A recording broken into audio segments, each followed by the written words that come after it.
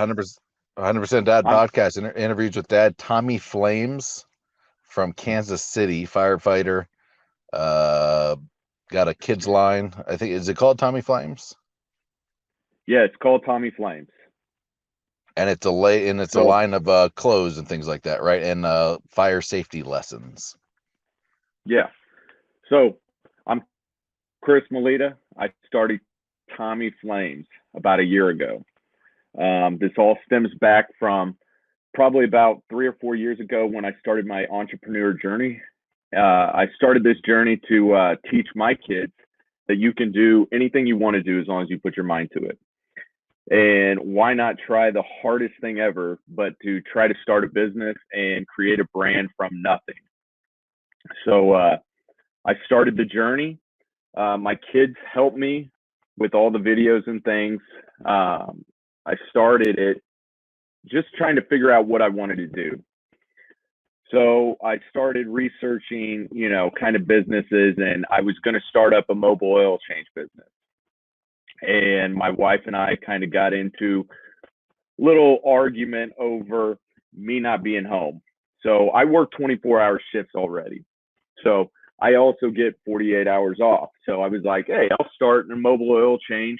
It'll be perfect. Well, turns out I was going to be away from home for too long. So I had to nix that idea. So I started thinking about uh, soaps and stuff, automotive soaps that was going to call Firehouse Protectants. And I went down that path and it just didn't seem like it was me.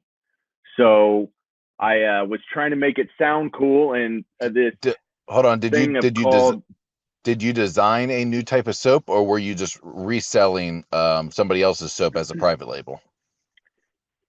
yeah, I was basically doing a private label. I actually became pretty good friends with a chemical company out in North Carolina, and we had the samples. Everything looked amazing, but it just like I don't know. I may venture it down the road. I don't know.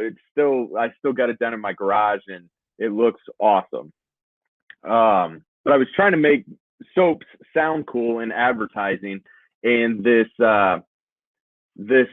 saying on there was "Fear nothing," and I was like, man, I really love that saying, "Fear nothing." So I was like, okay, if I don't do the soaps, I'm going to start a clothing line called Fear Nothing. So I started up a clothing line called Fear Nothing after I did the full Ironman. I've done 4 half Ironmans, and so after I did the full one, I started putting our quotes on T-shirts and stuff. So it was live life, push limits, fear nothing. And it actually ended up doing pretty decent. I was in a couple stores here in Kansas City, and I did a bunch of events and got a lot of good feedback on it from people. One day I was at the gym, and one of the ladies looks at me and says, "Hey, I love your stuff, but do you do a kids line?" And I didn't do a kids line at that time, and I was just sitting there thinking, okay, kids line, kids line. So my family and I went on vacation, and we were in one of the souvenir stores, and all of a sudden there was like a fire shirt that was being sold there from somebody that's never been a firefighter before. And I was like, what right do they have to sell fire department stuff if they've never stepped a day in our shoes?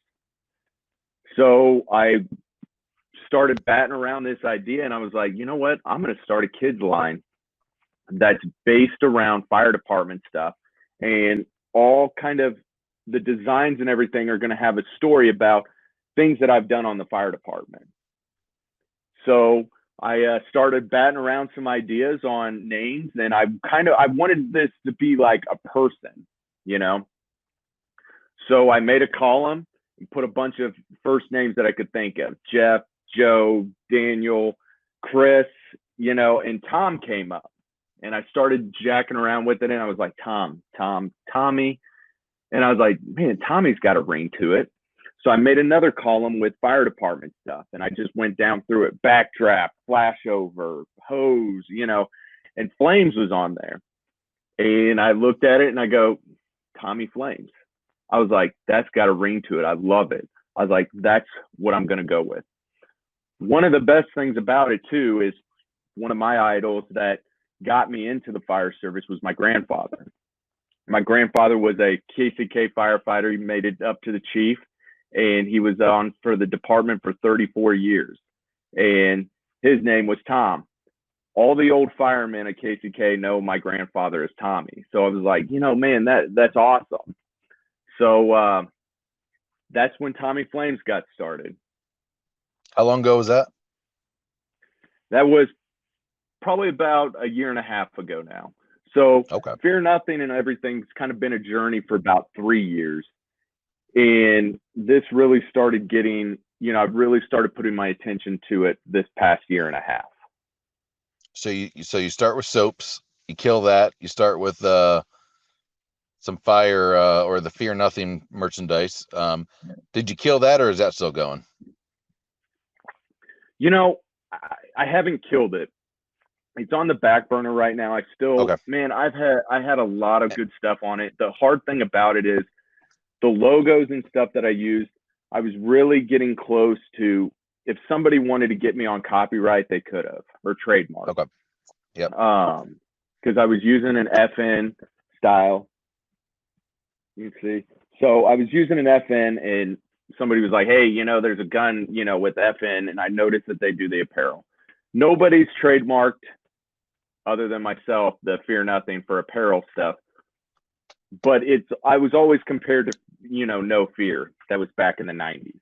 And I wanted to do something authentic and that was just out of the blue. That's something my kids and I can do. And this started. So I've done. So before you did soaps, you were a firefighter, and you've been a firefighter for what, 8 years? So I've been a firefighter for 12 years. 12 I've been years. in the Okay. fire service for 14. Okay. And obviously it's in your blood. Did you do any entrepreneurial stuff before that, like as a kid or in those prior, 9 years before you started the No. soap stuff? Okay. Yeah. Because it seems like a lot of firefighters do that because they have so much time off. Because you guys have those awesome schedules, and it seems like a lot of them either get into mechanical stuff like fixing cars, or a lot of them seem to be contractors or get into real estate and get some rentals, things like that, or flip houses, Yeah. or because they all seem to be very, very skilled with their hands, and they seem to like tearing down and building things. Yeah, and I wanted to do something different. I wanted to do something that not everybody's doing. Everybody's got lawn care, or they, like you said, remodel houses. It was like, I want to do something different here. I want to build something from, the ground up. And like I said, I can rewind a little bit. Yeah, I've been, I'm married. Well, hey, don't knock 10 those years. things. They're still building them from the ground up. Oh, It's just yeah. common. And that stuff could still be wildly successful. Exactly. All right, married 10 But I years. wanted to do something that I could do with my kids, something, not ordinary, I guess you could say. Unique. I don't know. I get it. Yeah. So yeah, I've been married for 10 years, going on 11 here in a couple weeks. I got 2 kids. One's 10 and one's 8. They do help me in the videos. And they try to make all the events that I do, especially with COVID. Like I said, everything kind of paused right there. But I have had a firefighter in the fire service in our family for over 100 years. My grandfather was a firefighter. My brother's a firefighter on KCK. I've got 2 cousins on the fire department here also. So there's been a long family history of it. Sure. Yeah. So KCK, is that the Kansas side? Yeah, that's the Kansas side. So I had no idea Kansas City was in Missouri until everyone made fun of Trump when he congratulated Kansas for winning the Super Bowl. And everyone made fun of him, calling him an idiot because it's Missouri. And I was like, I had no idea. Yeah. I've never been out to that part of the country. Nobody does unless you're from here. Yeah, unless you're from here, you don't know that.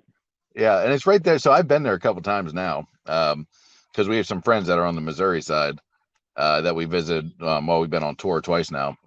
And yeah, so I mean, you're right. I mean, Kansas City is like split in half on the state line. Like there's a Kansas part and a Missouri part, and I think the Missouri part's a lot bigger and nicer.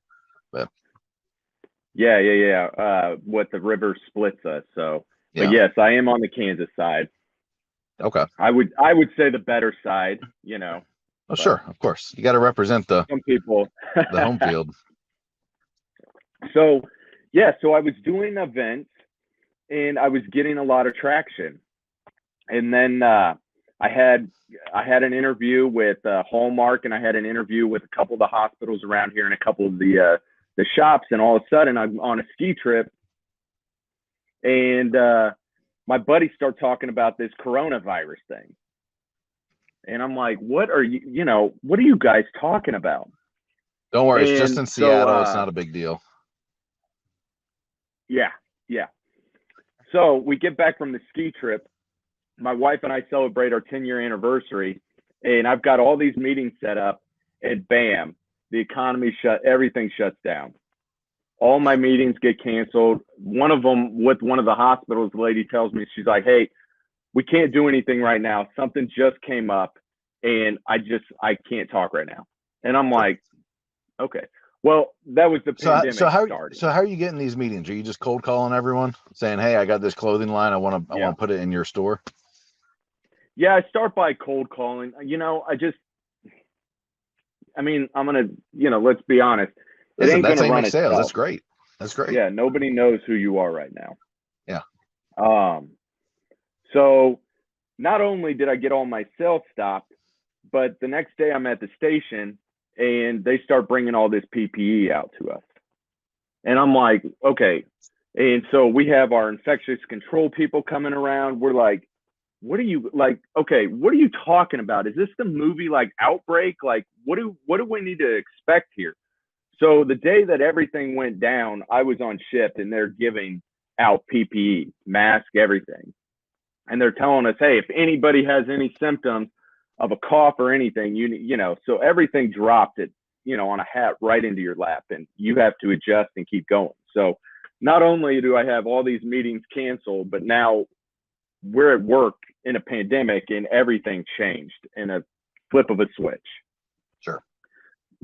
So not only did that happen, but then all of a sudden I've got these people that I met at one of the last events that we did messaging me on Instagram saying, "Hey, did your department run that? Or I hope this wasn't you." Well, it was a newspaper article of Kansas City, Kansas Fire Department running the first COVID patient in Kansas. And I'm like, I haven't even heard about this yet.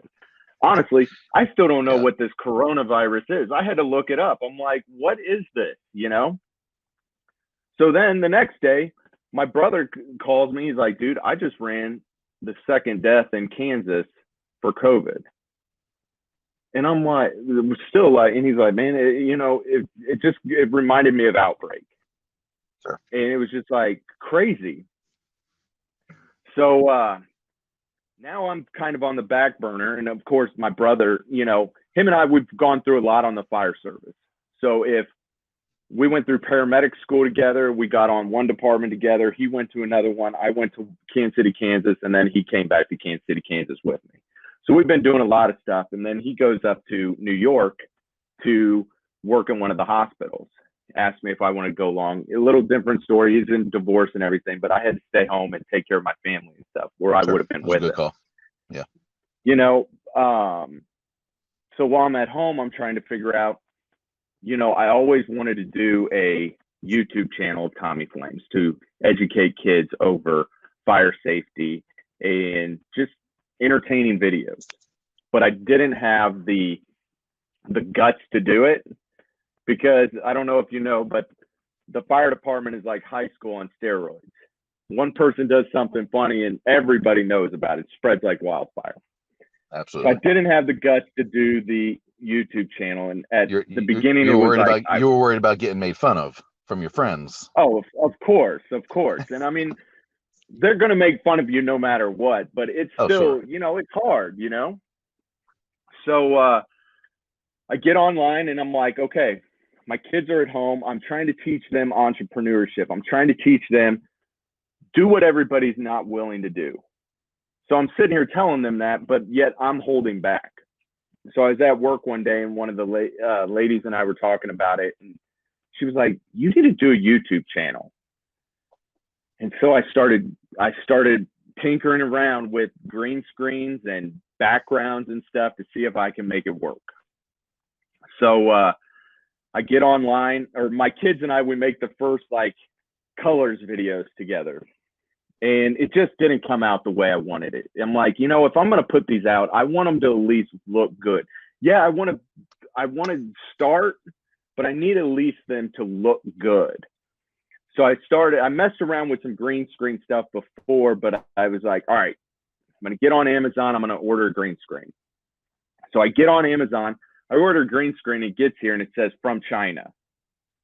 And I'm like, oh man, should I open this thing? Like, so, long story. I open it and my kids and I, we knock out a couple of videos and all of a sudden it's out there, and like I said, I would just tell them, just do what everybody's not willing to do. And so 100%. And I think it's a good lesson for who gives a crap if people make fun of you? Someone's going to make fun of you no matter what. People make fun of the Pope. It doesn't matter. Yeah. People make fun of the president. Yeah. People make fun of Olympic athletes. People make fun of Tom Brady. I mean, you could be like the best, the cleanest, and someone's going to make fun of you. Not just someone, but a whole ton of people. So it doesn't even matter anymore. Just be you. And so I started thinking about it, and you're exactly right. I started thinking about it, and I'm like, you know what? This is a lesson to my kids and maybe a message that I can get across to kids. And that's why I came up with Be Your Own Hero. Be your own hero of your movie. Like, who cares what other people think about you? Because at the end of the day, they're not thinking about you. So the life lesson for the kids is just like, do what you want to do. And I have more respect for people that get in front of the camera, that do podcasts and put themselves out there, because it ain't easy. So at this point, my wife is kicking me out of my truck. I had retreated to my truck as a quiet place of solace to record this podcast, but she needed the truck to run some errands, and being the wonderful, amazing husband I am, I, of course, let her.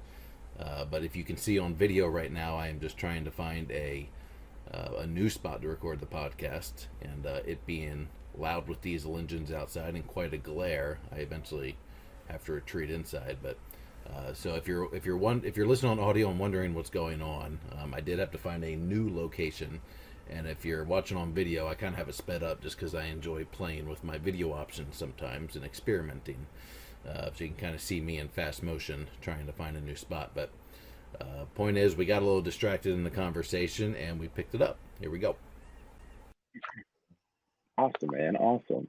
Yeah, it's weird. Like anniversaries, you want me to just like even even my age. We'll get back to it. Even my age, I just struggle to remember anymore. Like, I'm not sure if I'm 33 or 34 or how it goes. Damn, that sun's gonna be bright. They'll be like, what grade's your daughter in? I'm like, I don't know. What grade are you in? I'm like, yeah, right. Man, I can't keep it all track, Right. And I know I feel bad. Like, if this happened once, we were going through the drive-through of a pharmacy, and I was picking up one of my kids' medications, and they were asking for the birth date. And I'm usually pretty good with that, but just for some reason, on the spot, right then and there, and like in the back of my head, I'm thinking they're gonna think I'm like not his parent or something like that. And like I was struggling to remember. I'm like, that one was born. All right, it was definitely May. All right, that one was 2017. It's just, like, it took me I had to work through the problem with the pharmacist. So. Oh, trust me, man. And, I mean, dude, I feel like I listened to a couple of your podcasts too, and I feel like our mentalities, I feel like, there's only a certain amount of different personalities there are in the world. Mm-hmm. And the things that you talk about, I'm like, oh my God, dude, I do that same damn thing, So you're what you call a high D personality then, which is, very self-motivated, highly decisive. Some people view as a little abrasive. Yes. And then you exactly like me. And then you have sub-personality. So I've done personality tests before, because we used to do them in my business. So when we would hire somebody, we'd have them do a personality test because it really helps with communication. So when someone like me talks to somebody who's more of like a high C or a high S, they can interpret the words I say much differently than I mean them. And so it's very helpful as a leader to learn how to adjust to different personalities, and at the same time let them know that you are a different personality, and like this is how you interpret things, and you just don't like I'm not really into details. So when you start running details by me, like I probably just kind of blow it off like I'm bored. It's not that I don't care. It's just it's not important to me. I trust that you know the details. It's not that I don't think you're important or something like that. Um, so like I I might want to have know to the look big that up. yeah. So yeah, it's called the DISC profile, DISC. Because I mean, It's a it's great tool funny for because it's a great tool for because my wife understanding. will look at me. Sorry.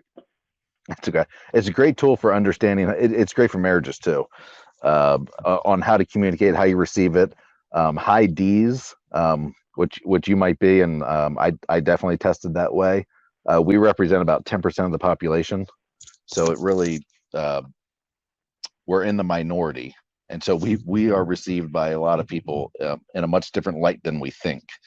Um, but it's amazing for communication. If you can learn how to identify what other people are that you communicate, even in business meetings, as an employer, in your day-to-day relationships, it really becomes helpful. But yeah, it's called DISC, and they have some free ones that are really basic, and then you can pay for some that really get in depth and are like 100 200 questions long, and they'll really identify, because when you get into it, you have your normal personality, then you have your personality under stress. So mine is a high D and high S. So I'm really social and really decisive, uh, but under stress, everything goes down to nothing, and I'm just highly decisive. I just make an instant decision. I don't care about any social feelings. I don't analyze. I don't get really detailed. I don't care about other people's feelings. It's just make. So that's my under stress personality. It's just push forward So and is go that go the go. reason why I open my mouth sometimes when I probably shouldn't? Probably. Gotcha. Yeah. So it's worthwhile to take, and they have free ones that are a little bit more basic, and they can definitely help you start to understand it. But uh, it's good because my wife and I are complete total opposites in personalities. We already knew And I that. We mean, just but then those things can like really they give you kind of tips on how to communicate with each other, like what you need to do, like how you need to present your information to be truly heard, it makes complete and sense what because you my don't. wife will be like, I just Yeah. don't understand. All right. So what were we talking about before my wife interrupted us and kicked me out of my Um, office? about not caring what people think about you. Oh yeah, which I think is huge, and obviously you do too, because it's just not important. At the same time, so here's the trick to it. At the same time, I also do think it's important. I think it's important, is in a business setting, unless you're super famous and well known, to dress appropriately and to think how people are going to receive you, how the first impression is going to be met. I think it's important to speak uh, in a way that's received well by others. Um, if you're Dr. Dre, it's a little different. You can go in wearing whatever clothes you want. You can talk the slang you want. Yeah, But yeah, if yeah, you're yeah. if you're Tommy Flames, nobody knows who you are, then yeah, you kind of gotta you kind of have to adjust to your surroundings. Yeah, and Definitely, you have to think definitely. about how they're going to receive you. So uh, it's kind of twofold, and that's where I guess parenting gets tough because everything is a little bit of everything. So don't let people, don't care what other people think about you when you're trying to achieve something, when it's within your morals and values and integrity. At the same point, care a little bit because it is important and it's going to help you in life achieve your goals if you kind of adjust to what society is. If you kind of, if you can dress well, if you can speak well, if you can present yourself well, those are important skills. So you kind of have to teach both messages, and they're almost contradicting. It just kind of depends on the scenario, if that makes sense. Yeah, definitely. Because I mean, the thing is, it's just like what I asked my wife is, when is it that we go through a process of when we are kids, we don't care what other people think. When a toddler runs around and plays bad guys and good guys, they don't care what other people think. But when is it that we go through life and we start caring if somebody doesn't thinks Tommy Flames is funny and is a waste of time? So I look at it and I look at schools and I start thinking about how do they start getting kids to get this feeling. You're around all these kids and you're scared to get up and talk to somebody. But as I tell my kids, hey, look at these people that sing. Look at these rappers. Look at the musicians. I mean, they get in front of thousands of people and do this stuff and entertain them. And at some point, they get to a point of where they don't care. But also in the very beginning, those crowds aren't that big and they get booed and they get laughed at and everything, but you just got to keep going. And that's what I try telling my kids is like, just don't, like you said, know your audience. But if there's something you want to do, if you want to be a comedian, go for it, do it. If you want to sing, do it. Don't care if Joe over there is laughing, because Joe, at the end of the day, maybe he wanted to do it. So it just kind of goes back to the be your own hero and trying to teach kids and going, it kind of goes back to one of the calls I ran. And everybody's probably like, oh, is the best call you ever ran like the movie Backdraft or the TV show Chicago Fire or something like that? And honestly, the one that sticks out to me the most is, so I not only do I ride on a fire truck, but sometimes I'll ride on an ambulance too. And one day we were running just a non-emergency transfer. We were transferring one patient from the hospital to a facility. It was a psych facility. And it was a girl that wanted to be a boy. And so I was having a great conversation, with him. And it came down to, I knew exactly, he was a teenager and he was getting bullied at school and he couldn't take it. But what I sat there and I told him, I was like, you know what? The world is huge. Quit worrying about what other people are thinking about you. Be who you want to be. And it was a great conversation. And when I got to the facility and I dropped him off, he turned around and he looked at me and said, hey, thank you. You changed my life. And from right there, I kind of knew that this was the path that I wanted to go to, is try to teach kids to be your own hero and do what you want to do. As long as you put your mind to it, you can do what you want to do and be who you want to be. Yeah, and I think if that is true to them, so it has to be your truth. It shouldn't be you copying somebody else, right? It shouldn't be no. Hey, your best friend Sally wants to be a YouTube star, so you're going to try and be too, because it's not going to be true to yourself. And at the same time, it's true to your morals and values and integrity. I think those are the keys to those four things in your foundation are very important to then pursuing it, if that makes sense. Yeah. Because then it's real to you. There won't be regrets. There won't be it's not a bad path. It's not an evil path. It's not a fake path. It's authentic and real. I think that needs to be said as well. We're not copying other people. We're not being influenced and breaking away from our core values and who we really are. Exactly. And I mean, and it's just kind of me pushing myself on how, I don't know, I feel like how uncomfortable you can be, because everybody doesn't want to get in front of people or say, put this dream out there, because how many people are just like, man, I don't know, like a kid's brand, why would you do that? So I actually have like positive messages that people have sent me in my, my photos, so that I can stay, because man, I'll tell you what, it's just like those negative comments and stuff, they'll eat on you a little bit. So I, for myself, keep a positive message page also so that I can clear all that, I guess they call them trolls and stuff like that. So, um, I don't know. I think it's cool. I think what message I'm going for and where I'm wanting to go with it is fun. And I'll just keep doing it and try to teach my kids on the way of how I did it. That's always good. It's good for, I think it's good for kids to see dad have a goal, pursue it, face adversity, and see how he handles himself, during I those think you hit it trials. right there with face adversity.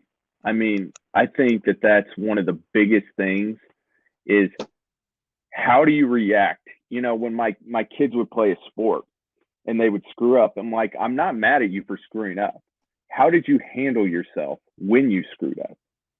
If you drop a ball, a grounder, how did you react after that? I kind of use a example of Patrick Mahomes to my kids.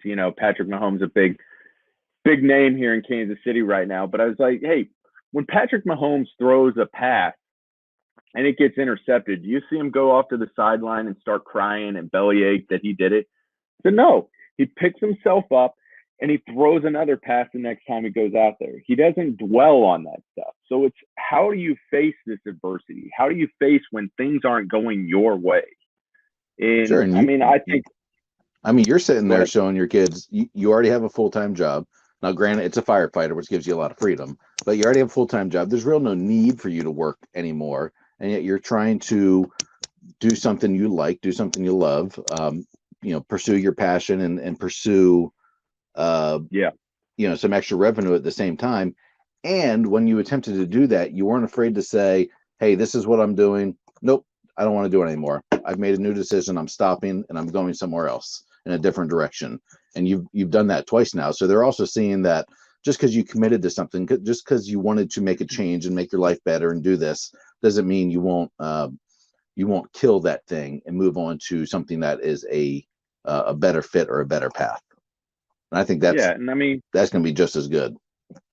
every entrepreneur book that you read, they're like, it's going to take time for you to finally figure out, what path you're supposed to go down. And I don't know. I keep looking back at, Fear Nothing. Man, I had a lot of good things happening to me there. I had a girl in New Zealand that right before all the pandemic bought a bunch of stuff and she wanted to start selling it over there. But it was just this gut feeling. I just have this gut feeling about this. And out of all the research and out of all the time that I've been spending, like it just felt right. And so I just went for it. I was like, you know what? I just think that this is a path, and I can't dwell on going back and forth on everything because I was trying to juggle them both at the same time. But when the pandemic hit, I just was like, all right, I have to focus on one. I can't focus on two and run be a firefighter, have my family, and have time because that's one of the big things that I have to work on is being there for my family. My wife and I've got in arguments because I'm there, but mentally I'm not there. And you probably have the same, issues. And Oh, I'm still working on how to focus on business, family, and work and make it all work. yeah. I mean, you're describing my entire life. So what I ended up getting good at was being the best term I ever heard was seasonal. To where I would go crazy at work for a while and just push really hard, and because the business truly needed me. And there were some times, there were short periods of time, maybe a few weeks, maybe a couple months, to where the family would almost not even see me. There were times where the business was either like, what's the most recent one? Most recent one, we had our manager. I discovered he was stealing from us, and I discovered the work because he was really running the business at that point. Uh, all the work he was doing was horrendous. The business was in bad shape. The way customer accounts were set up was horrible. Like I essentially had to redo everything. No inventory was correct. I mean, it was really rough. And on top of that, he was stealing from us. So, um, he got called out on that. He resigned immediately and obviously never stepped foot back in. And so I just had to all of a sudden dig into every single aspect of the business, uh, and just I almost completely rehab the business from the ground up, which just took, I'm pretty sure there were nights where I slept maybe 2 hours. I would go home around 1 a.m., 2 a.m., go home, pass out, maybe sleep an hour or two, wake up 3, 4 o'clock in the morning and go back to work. And just, they were almost 20, 22 hour days. And that lasted about 2, 3 weeks. Cause there wasn't enough time. I had to do everything. I had to do it fast. And there was just nobody else to do it. I couldn't hire someone, and train them and bring them up to speed. Like, it just, someone knowledgeable had to jump in. Um, uh, and the kids probably thought I died or something like that. They just didn't see me. Yeah. They didn't see me for probably 3 weeks. My wife barely saw me. She just knew I got in the bed. And so there are Yeah. times like that. That was the most extreme one that we went through. But there were definitely times where I just work a ton of hours, but then I can lay off that throttle, and then I'm home. My warehouse has always been a couple minutes from the house, so I can still go into work at 5 a.m. Swing back home around. We homeschool as well. I can swing back home around 7, 8, 9 o'clock in the morning, have breakfast with everyone. Say hi, say my good mornings, be there for 20, 30, 40 minutes and then go back to the warehouse. I can do that for lunch as well. You know, there were many, many times, again, perks of being a small business owner, where the family would just come to me. They would come have lunch at the warehouse, or, just randomly show up and do homeschool in the conference room, or, you know, we'd have dinner at the warehouse sometimes if I'm working hard. Yeah, kind of like what this mindset of, I want to be there for my kids because they're only this age once. I remember I work out at the YMCA, and all the old timers, when I would bring my kids in there, the child watch, they were like, "Hey, have fun with it because it's gonna fly by." And my wife and I look at it now, and my son's 10 and my daughter's 8, and we're like, that flew by. It flew by. Yeah. It does seem to go fast, but and the more time you spend with them, the slower it kind of gets. Like, I will say the last year of my life has gone by at a snail's pace. It's just, but I'm with them like every freaking second and every minute of the day. It's just, and I feel bad, like, even through like this pandemic, because I haven't even hit on the part where a month ago at Thanksgiving I ended up actually contracting COVID, and I had to quarantine my whole family, and so we were here again for another 3 weeks together. And like you said, it gets to a point where did you quarantine with your family, or did you quarantine away from your family? So I quarantined with my family. Yeah, I did the same thing. My thought, my wife and I are just kind of like, hey, this is a part of life cycle. If something's supposed to happen to our family, it's supposed to happen to our family. But you're also young and healthy, and you're such a less risk factor. And I'm almost to the point to where it's kind of like chicken pox. Yeah, we stayed at home. We all stayed at home. Like I said, I ended up having mild symptoms. Nobody in the house else contracted it, but it got to a point where my boy's telling me a joke, and I'm like, I've heard this joke like 10 times now, man. Like, I'm done with this joke. You got to teach him a new joke. But I'm also a big advocate on, kids need that social aspect, so them getting out and getting that socialism, it just is good for them, and they don't need to be around mom and dad all the time. But I 100% agree. Yeah, I don't know. One of my videos, it was the more you focus on time with your kids, the longer it's going to go, and the more you focus on work, the quicker it's going to seem to go. It's kind of like, I don't know if you were an athlete. And did you ever do athletics in high school or college? Yeah. So I play What used to baseball. happen, and some of the, I've heard other people say this too. When you're really zoned in, like the sport slows down for you. I don't know if that's ever happened to you, but Yeah, when I you're can see really just that. when you're really hyper focused, like it's almost like everything's moving in slower motion. Uh, and Yeah, I that's can how I kind definitely of see feel that.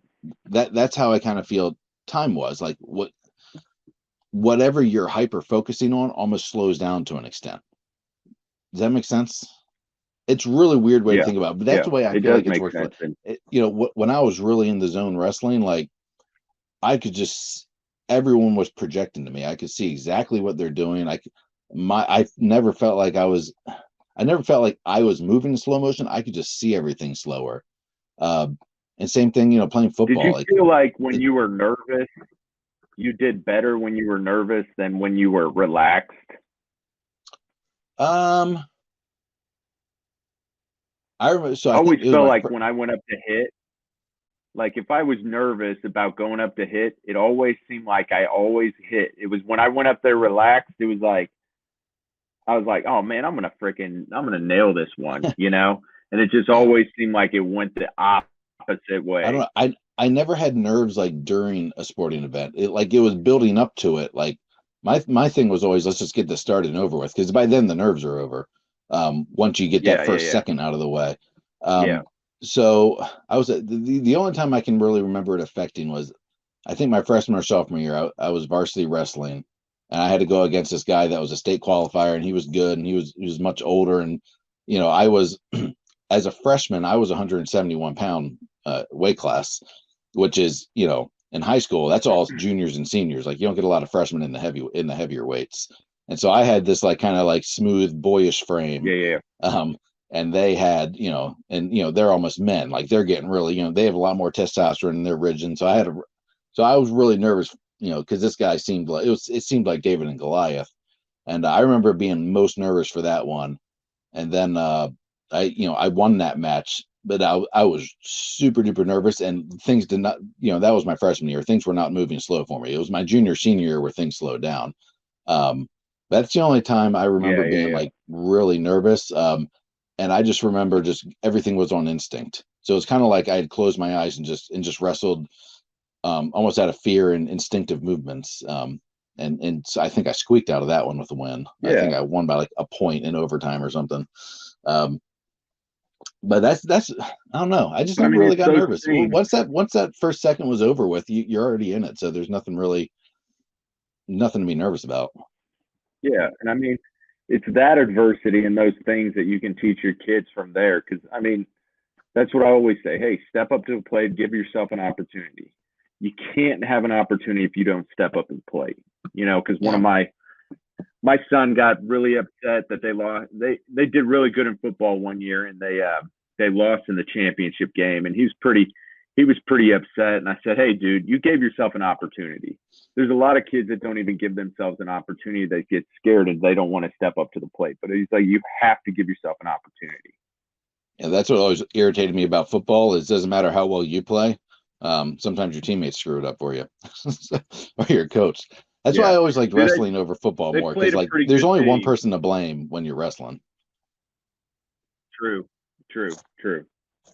Um, but yeah, they played a pretty good team, and it was just like, hey, man, you just have to work harder next time. Yeah, But I mean, it just all leads, and I mean, it just all leads back to what I'm doing now is kind of the path of what you know. I want to teach my kids, and I don't know. I feel like this was stuff, and going through this entrepreneurship journey that I wasn't taught as a kid. It's really weird and it's hard to explain to people, but like I don't know. I read a book once and it talked about, you have to be the producer before you can be the consumer. And reading that article and thinking about it, and it's like, most of us are born and conditioned from our family, which isn't a bad thing to buy stuff. But why not create it? Why not create that path or create something that you can have fun with, you know? Well, I think along the So same lines, I'm I just think rolling the dice most with it people and are see where it followers goes, instead of you know? leaders. I yeah, I believe it, you know, and it's just I don't know. It's just trying to teach my kids something differently than what I didn't learn, you know. And I I went through a phase of, like I said, when I was doing the oil change business. I think my wife getting on me for it, and she hates when I'm like, oh, she gets on me, but you know, I that's just the way I'm not good with words, you know. But she got Yeah. on me for it, and I was like, you know what? I think it was a blessing in disguise because when you open a mobile oil change business, you are handcuffed to your time where you can only change a certain amount of oil a day. Oh, But if you 100%. create a product, time is now your ally. That time can be sold online. That time can be sold in California. It can be sold in New York, you know, like, so it's just thinking outside the box with this stuff and enjoying it while you do it, you know, because I hate to Well, sit there and just seem back like this was back to all about, you know. a wife getting on you. I think uh, I think who we marry is very important. I think you should marry someone that you know your values really align. I feel like I've been dropping that word a lot in this conversation, but really, like at your core, you guys really align, but your personalities are almost different. Because I think it's really good to have that conflicting opinion. Um, you know, I I think you should both be very supportive of each other, but not at the same time not afraid to express your opinions. I think a woman's intuition sometimes is very, very useful to rein in people like you and I who will kind of run off and conquer the world, you know, even in a business sense, and they kind of reel you back in. Um, you know, I don't necessarily agree with the premise of you know, the whole time thing, because if you had gotten really good and branded well that oil change business, I mean, what would you have done? You're a business owner. You hire it out. You end up having 10 guys doing Yeah, mobile yeah, yeah. oil changes, and you build a business around that. To while in the True, true, beginning, true. and you know, same thing with pressure washing and lawn mowing. In the beginning, yeah, it's your time, and eventually, you know, you can obviously stick with it that way, and it's always just you, your time and your service. Uh, you know, but eventually, if you have the mindset for it, uh, you know, you can build it No, into a very business. You well. can And absolutely scale it. I look at everybody and says, hey, there's your idea right there. Because I'm telling you, people don't want to change their oil. And if you get, like I said, you can go into a business and say, anybody want me to change your oil right now? You know, and I guarantee Mhm. everybody will be like, yeah, go for it, you know? I know some guys that do it. And the mobile repair techs are a little bit more difficult. So you can do like the simple ones are easier to do mobile. The Yeah, more yeah, yeah. difficult ones, it's hard to do that in a parking lot sometimes, and And certainly you not got to fun have a good sometimes. mechanic too. Yeah. Yeah. But you're exactly right for my wife keeping me grounded because I'll go on like morning runs and I'll tell you what, I could solve all the world's issues after that run. And I'll come home with an idea and she's like, are you kidding me? And I think she gets upset because she's like, oh God, he's being serious. But she Oh, keeps me grounded and that's a good thing because I'm a dreamer and she's like more of a realist. She takes oh, care of the 100%. stuff here around the house so I I get that. can dream, I you have a know. thousand ideas while taking a shower. Now, probably 999 of them are stupid, but I mean, there is never a shortage of ideas in this head that I want to go chase. And, you know, listen, 99.999% of them will never be pursued. Uh, but yeah, it certainly drives my wife crazy. So, Oh yeah, she's like, "What now? You're gonna do this?" You know, because one of the things I want to do is I want to start, and it's a little hard when you start out. You know, I want to start donating. You know, some time back.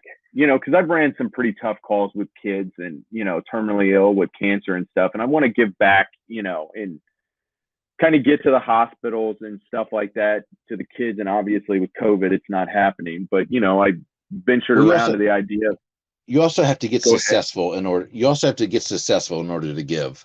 Um, Yeah, yeah, yeah. I think a lot of people forget that sometimes is, you know, how we have huge benefactors and generosity and charity is because people were successful. That's how entire hospitals get built. is by guys like that have been ridiculously successful, that you think they have too much money. That's who's funding new towers to hospitals. That's who's giving massive donations to these charities that help people. And when you don't have that kind of excess cash to where your life is comfortable, your next generation is comfortable, that giving just won't exist. Yeah. And so, yeah, I wanted, like I said, I wanted to buy a fire truck and take it around to, you know, the children's hospitals and stuff. And hopefully one day get to a point of where I can beat John Cena at how many, you know, Make-A-Wish foundations.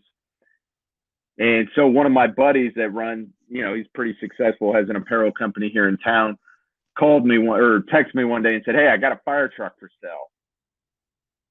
And she was like, "Are you kidding me? Where are you going to park this thing, for one?" And I'm like, "Okay, like, all right, it's on my list, but I can't do it just yet." Listen, But you can always find an older fire truck, and they're relatively. You can pick them up for like $4,000 or $5,000. I've had a friend who bought one of the, like a 1970s fire truck, and he repainted it and put his like logo on it and took it to like kids' birthday parties, and it was a great advertising tool. They're always available though. Make sense. It does. It gets attention. This is why we're connecting here, because it makes sense to me. She sees it as a liability, and I'm like, it's advertising. It's and advertising.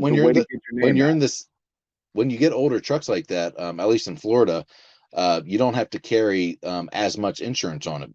Like you don't have to do comp and collision because it's an antique, and those things don't need to be heavily insured. You want liability, obviously. Well, yeah, definitely. And it's like, I already know how to drive this thing. I drive one every day, you know, or every third day. So more tactical into business. So you're doing t-shirts. Are you doing print on demand, or are you ordering in bulk quantities and shipping them out from your garage? I actually do all the printing myself. So when I started doing Fear Nothing, and I was coming up to one of the big events here, the Kansas City Marathon, and I needed shirts printed. But the print company that I was running for, like, it was crazy what I was paying for them. So I was like, man, I got to start printing these on my own. So you bought a printer? So I found a screen printer and I bought it, and I took me and my family out 4 hours out in the middle of Kansas to Parsons, Kansas, to pick this screen printer up. That's awesome. I bring it home and I'm like, all right, sweet. I'm going to do this. Little did I know that you have to have a dryer to dry the ink onto the shirts, or it's going to wash off. So I gain the courage up and I go down to one of my buddy's dad that owns a sporting goods store here, and they do a bunch of print stuff, and they've been awesome. I owe them so big. They let me come in there and print on one of their old stationary printers, you know, and they just helped me out so much. So I've actually learned how to screen print myself. I screen print everything, all the design work, everything is done by myself. Are you still using the printer you bought? No, I actually end up selling it to somebody. Okay. Because I have to have a dryer at the house, and to have an exhaust vent put in and everything, like, that's why. Did you turn a profit on that buy and sale, or did you lose? I lost $50 on it, I was like, all right, I'll take that if somebody just wants to buy a screen printer. So I lost a little bit on it, but it wasn't a huge loss what I thought I was going to lose on it.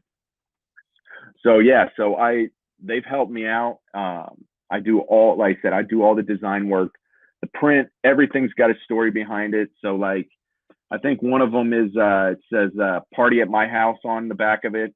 I get a lot of events, everybody asking me what it's like to stay the night at the firehouse. And I said, you remember as a kid when you stayed the night over at your friend's house? That's what it's like to stay at a firehouse, other than we have to run calls in the middle of the night. But if you get a good crew and you guys enjoy each other, like, it's a fun time. You're going to have a lot of fun. So that's why I called it "Party at My House." But I want to extend it out. I want to start getting like Dalmatians, stuffed Dalmatians. I've got book ideas. So I wrote one of my YouTube videos is called "See You at the Big One." That is my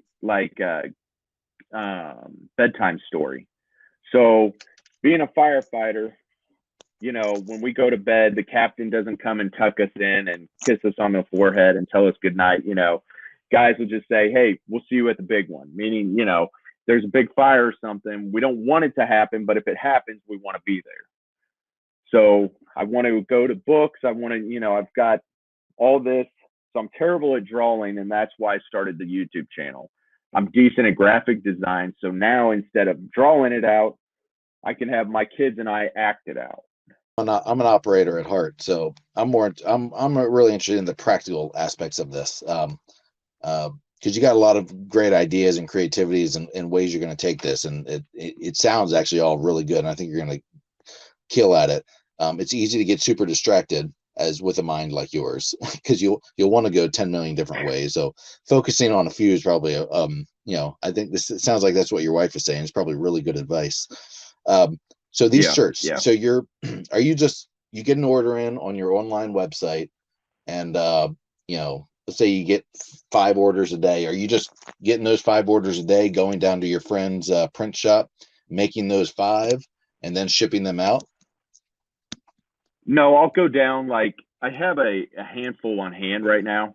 And then when those get low, I'll go down and I'll print like 10 or 15 more of it so that you're building up a stock. I'm not always, so I'm not always going back down, because it wears on you when it's like, man, I had gotten, you know, because I'll run into an issue where I'll be missing one of the size, and then somebody orders the size I don't have, and then it's like, okay, always now on Friday I've got to go down and, you know, do some printing, you know. But it's nice. I get to go down there and, you know, meet with them and see them, and, you know, they're good people, you know. Now, have they become your raw supplies warehouse too? Like, do you just go down there and kind of pull off their shelves the shirts you want, or are you ordering those in bulk and storing them at home? The nice thing is we have an apparel company out here that they'll supply it all. And luckily here in Kansas City, they had a warehouse. So either I can drive out there, or I can have them get it shipped to me. Oh, that's nice. Which is really nice, actually. Yeah, I mean, that's something and like they're like one of the big. We're just starting to get into clothing. We're going to release some, and it's not going to be. I don't think it's going to be a big moneymaker for us. In fact, I think we're pricing these to where if I sell like 500 to 600 units a month, we'll break even. Other than that, it's going to cost me. It's like every shirt I sell is going to be a loss, so it's just not going to be fun. But I don't mind, because I'm more about just getting the brand out there and building it up.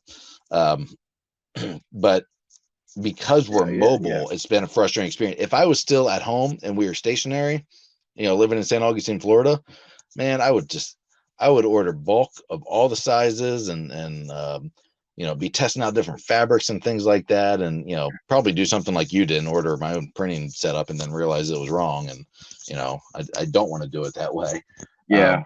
But so we're setting up for print on demand now. And I don't love the print on demand process, but it, you know, I just don't have the space in an RV to store, you know, 15 different designs and 8 different versions of each of designs, and then all the multiple colors of each of those. And I'd be in trouble. Yeah. I mean, I dabbled around in the print on demand when I very first started, because like I said, I have a lot of designs that I want to get out there.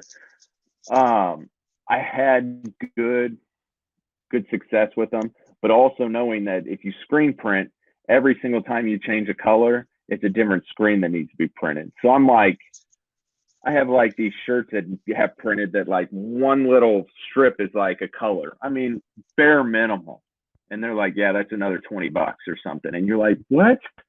But when you start going through the process, you start getting why it costs what it does, because they have to burn a whole new screen just for one little color. Even if it's like a dot on an eye, that's a whole different screen, you know?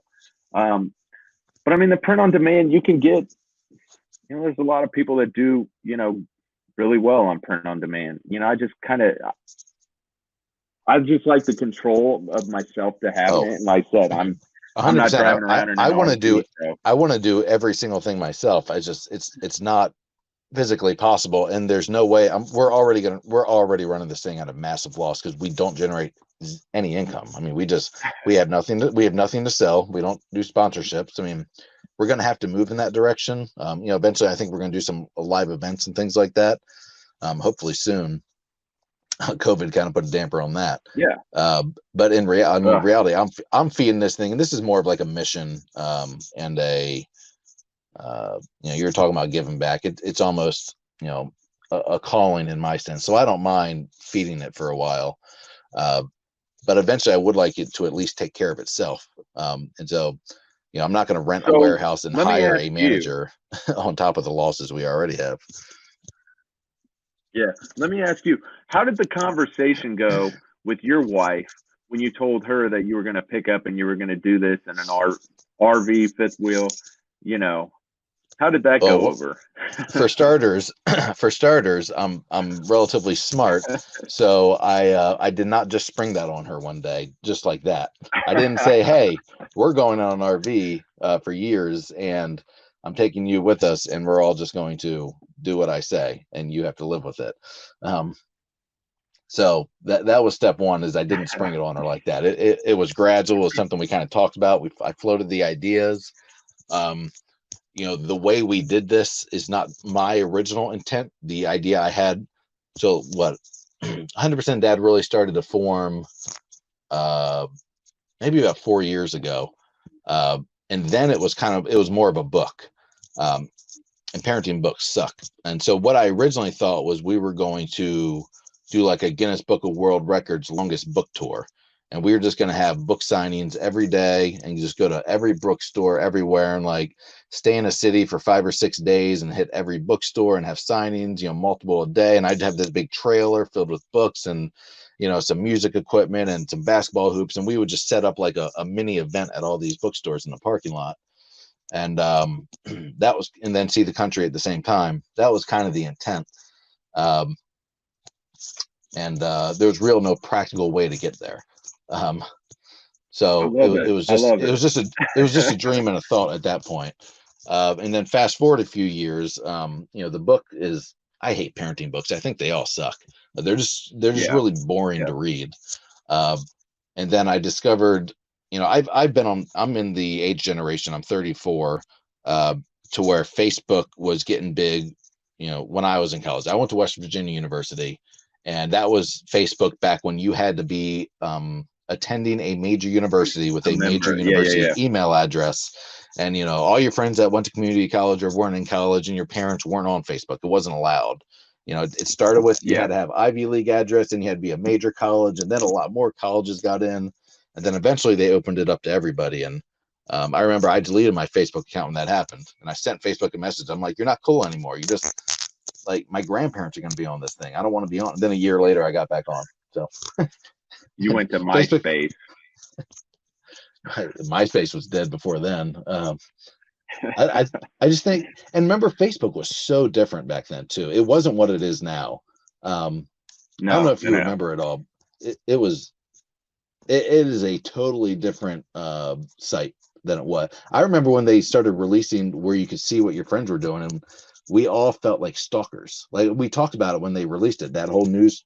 It was a board, I think, at that point. But it was basically the news feed, and we're like, man, what everyone's doing is just being shoved in front of us. Like, I feel like a stalker. Yeah. And yet we all continued to do it. So yeah, but it used to actually have a page that was about you. And now you just, it seems like it's all a news feed now.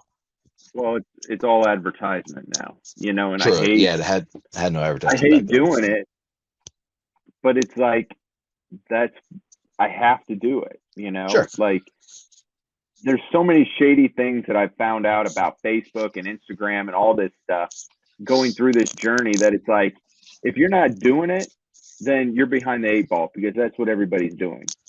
Well, that's what eyeballs are. So and that, like, if you want people to know, if you want people to know about Tommy Flames, if I want people to know about 100% Dad, the way for people to know about it is to get on these social medias, create accounts, and that's how people are going to find you. And then being creative in the ways that you get exposed to. Same thing with YouTube. I mean, you have to go where attention is, and there's not a lot of it on TV anymore. So, TV commercials, they'll work, they'll get you a segment of the population, but Not all of it. Magazine ads and newspaper ads aren't going to do much. Radio ads aren't going to do much. So billboards aren't going to do much. So really, the way we get people to know is we get on Instagram, we get on Facebook, we get on YouTube and TikTok and whatever else there is, and that's how we get in front of people, and people find out about it, and that's just kind of the reality of it. And when that changes, I'll change with it. I've noticed a big follower drop in the last few weeks because a lot of people have gotten mad. So a lot of conservatives or Republicans have gotten mad at Facebook and Twitter and Instagram for blocking Trump. And so you just notice, like, you can see the day they had the Capitol stuff or whenever he got blocked, like you can see that day, like unfollows just jump like pretty high. Yeah. It's not because the content you're putting out, it's just because, people are fleeing the platform. And maybe there's going to be a new platform that pops up. I know there's been a few, I think, Parler, MeWe, a couple others, but they're honestly, it's not big. If you want to make some money and you can make you can take, I feel like at this point right now, I feel like if you can make like you said, a Parler or whatever you call it, this is your opportunity to maybe take over Facebook, but you can't go too conservative on it because you're just, I don't know. That's what MeWe is, right? And I don't see MeWe getting that big, but maybe they do. Honestly, I didn't even know what MeWe was when you said it. I'm like, what is that one? But let's hit your book idea. Like I love your book idea because you're exactly right on. There's not a lot of books out there that put it out. Let's be real. Like you said, 100% dad. We're all different. Like, I feel like, my wife and I even said once that we're like, you know what, we just need to make a parenting book, because I feel like, I don't know, like I'm not easy on my kids. I'm pretty hard on my kids because that's the way I was brought up, but I've read some of these books, I've heard some of this stuff, and I'm like, guys, this isn't, let's kind of be real here. We all know the real world's tough. And being a firefighter, I see all the different sides of society, and that's what I try teaching my kids is like, it's not easy out in the real world. So when you start talking about 100% dad book, I'm like, and be legit about it, because dads need, there's just a lot of stuff that we can teach our kids. And, I feel like some of it gets, I don't know, do you call it like vanilla flavored or something? It gets washed down and, eased out so that everybody's okay with reading it. Where it's like, because you're worried about someone's going to make fun of you or someone's going to call you out or, screenshot and embarrass. And I've just, I've gotten over the care for that. No matter what I put out there, someone's going to rip on it, and we've had plenty of that. Everybody's going to don't mind. It's okay if you are very, taking care of your kid this way, but it's okay for me to take care of my kid this way or this way, So it just, I love it. We're different. We're different people with different. Yeah, we're different people with different families and different personalities, like we talked about earlier. So one style, one meme, one parenting book of say it, do it this way cannot and will not ever apply to everybody. Yeah. And you could, because and every kid is different. That. Like my son is very stubborn headed and he is very A personality, where my daughter is very, giggly, goes with the flow, like doesn't care. But my boy is very structured. So every kid's going to be different. But if you could pull out a nugget out of this book or something to where you could use it in your everyday, I love it. I love the idea of a book. And so that's why we went to social media. We basically put out those nuggets. We put out bite-sized pieces of information that essentially came from the book.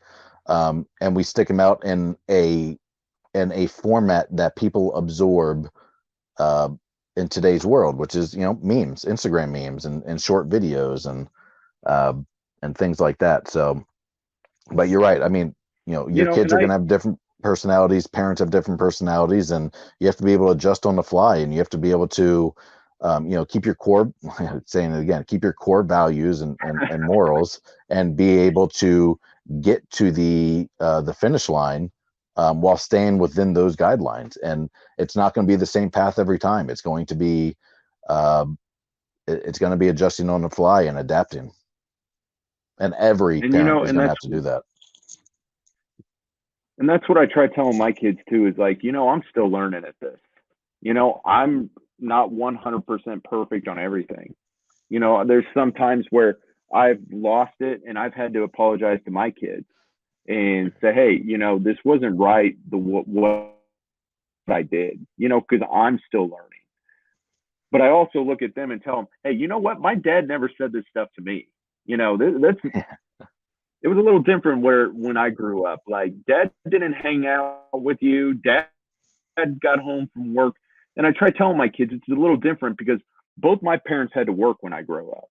Where when right now with me, I do get a lot of time off. But a lot of people are like, oh, well, firemen, they don't work. But we work 24-hour shifts. We actually work more hours a week than the normal public, because we do the 24-hour shift. But my wife is also a nurse, so that gives her Yeah, some time but that your we hours are spent playing Monopoly and cooking dinners and sleeping and having poker games. Hey, And but when you call, we drop everything we're doing and we're there at your worst time of your life. that's true. And firefighters are now more medical responses now, aren't they? Like, when's the last time Yeah. you actually put out a fire versus going to different heart attacks and car accidents? Now we do still run quite a bit of fire at KCK. So what was it? 23rd December, right before Christmas, we ran one. But it's the second week of January right now. Yeah. But I mean, dude, the medical calls we'll run at the station I'm at, we'll probably at least run 10 every shift. That's at least, like I said, there could be more in there. But I try to tell them, it's like, we get a lot of time with you guys. Where when I grew up, bless my dad, but he was done by the time he got home. He'd probably go out and play a little catch with us, wrestle around a little bit, but dad was done. So a little different the way I was brought up. So, like I said, everybody, the way they take care of their kid is going to be different. But like I said, I also don't sugarcoat a lot of stuff with my kids, but that's just me. I think it's important for dad to continue to be manly, dad to I strongly believe in discipline and structure. I also strongly believe in showing your tender side and that you're loving them, and that you're kind. At the same time, I think both are needed. I think you can be that tough, hard ass dad and still, hug and love on your kids and know that they can always come to you. But you have, you have firm, strong expectations for them. Yeah. And I mean, and that's kind of where my wife and I are right now, with my kids at the age they are.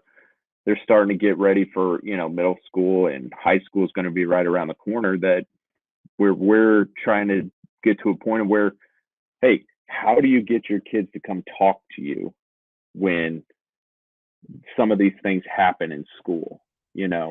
So I think it is so 100% important to say that exact thing, and even as a business leader, you have to repeat things over and over. You have to say things like 200 times before it's actually heard.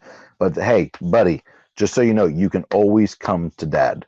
Like, if something awkward's going on, if something embarrassing happened, if you're in trouble, if you're scared, if no matter how awkward or how weird, dad's going to sit down and listen to you, and I'm going to take it seriously. But I'm always here for you. I never want you to avoid a conversation with me because you think I'm going to react wrong, or I'm going to be mad at you, or I'm going to make fun of you. You can always come to me. And I think that needs to be said over and over, so that when that happens, and it will happen, that they can and will come to you. Well, yeah, and I mean, because my dad will be like, "Well, why didn't you ever tell me that?" Because we were deathly afraid of you, Yeah. which is a good thing. Because when the teacher was at school and she said, "Hey, I'm going to call your parents," like you straightened up immediately. You knew that it was like, "Oh God, do not call my dad," But I also don't want to instill that in my kids where they can't come talk to me about these issues because I know, like, let's all be honest here, kids are going to go through these issues and high school's tough. And so we want to open up and make sure that the kids will be able to come talk to us during these situations. So, did you go to public school your whole life? Yeah. Okay. Yeah. So I went most years. I did a little private school, a little Catholic school, and mostly public school. I don't know if any of your kids are of similar mindset to you, but I think the biggest disservice public schools do, and it's kind of one of the reasons we homeschool, is they don't really, and I'm sidetracking here, they don't really teach you how to think for yourself and how to think independently. It's almost like uh, they're training kids to follow and listen and do as you're told. And so that's where I think as a father, as a parent, where public schools, I don't I went to it a lot, but I think it's important to kind of if you have a kid with that personality, let them know that it's okay to think differently and to challenge traditional thoughts and to express your ideas. And because I think stifling that is a disservice to kids. I think it's a disservice to the world because then you're not going to have those game changers. But if the public school is really not going to teach leadership skills, it's just they're teaching you to sit down, shut up, and follow the rules. Whereas I'm trying to almost go the opposite way with my kids. And I mean, because like you said, it's because it's all based on those state testing. Hey, do we get funded because of the state testing? Are we a blue ribbon school or whatever? And I'm like, hey, I I love to say this because it's like, like you said, it's I want to teach my kids a little differently than what I did because everybody can be taught to pass a test. I felt like school was a lot of memorization, and if you could memorize something, you're good. It's not like you said, thinking outside the box. Hey, what are the life lessons? Oh, well, here, let's read out of this book and memorize this. Like I don't know. My wife said something about, I guess my kids are getting ready for the state testing next week or something, and I'm like, I just hate that because it's like, okay, I took the state testing as a kid, and what did it get me? Like I don't know. Somebody may think differently, but I was just like I said, I kind of agree with you on the public schooling on some of this stuff because they all have to pass these tests, and if they don't get past the test, then they don't get funding. Well, how is that benefiting the kid? Like you said, even a kid that a game changer, how you said it, somebody that's thinking outside the box and has all these ideas. It's about moving a large amount of kids through the system, and with that, you kind of have to the kids that are accelerating, you kind of have to bring them down a bit, and the kids that are getting left behind, you got to bring up a little bit. And it's hard to move a class of 30, 40, 50 kids at the same pace. It's very challenging, which is why private schools are doing better with education because they have smaller group size. You can accelerate the faster learners. You can slow down the pace for the slower learners. You can adjust how you present the material to different kids and how they learn. But I think I read this at one point years ago that the education system we have is kind of based off the essentially the effects of the Industrial Revolution, to where our education system was really about creating factory workers and blue collar work, because that's the workforce we needed back then. And so it was really about getting people up to speed real quick on the basics and being able to work in a factory, being able to follow orders, being able to do what you're told. And that's just, that's not the world we live in anymore. We need more uh, creative ideas. We need more independent thinkers. We need the person that's going to go out there and solve the energy crisis. That's going to come up with a real solution for clean energy. I mean, there's going to be a real thing. We need someone to go out there and solve cancer. There's so many uh, big real issues we have that are not going to be solved by stand in line and do as you're told. We have a school in St. Augustine. Dude, I don't know if it's a school or the school district, but the elementary school, they've stifled the children so much. Our neighbors' kids go there that during cafeteria, during lunchtime, the kids are not allowed to talk. They're not allowed to get out of their seat or even talk with each other anymore, because the principal was getting upset about how loud the cafeteria was and how rambunctious things were going. To where, my goodness, I mean, how oppressive and stifling is that? We had the same issue at lunch. They have a red, yellow, green light on the wall, and then if they start getting too loud, it moves down to the yellow. And then if it moves down to the red, then everybody's got to be quiet. And I'm like, so what? We're conditioning the kids over this light? Like, these kids' minds are rolling right now that this is their opportunity. Where, like I said, I feel like they're being molded. I think we watched the same video because I listened to the same thing. I remember seeing that on the factory worker thing.